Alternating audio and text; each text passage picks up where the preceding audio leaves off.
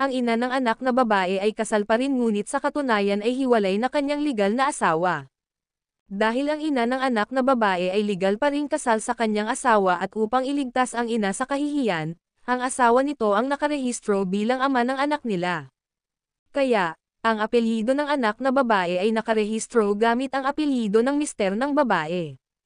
Sinabi ng tunay na ama na siya at ang ina ng anak na babae ay nagsama bilang mag-asawa. Mula nang maghiwalay babae at ang kanyang mister noong 1999, hindi na bumalik si mister sa misis nito at sa kanilang dalawang anak sa unang asawa.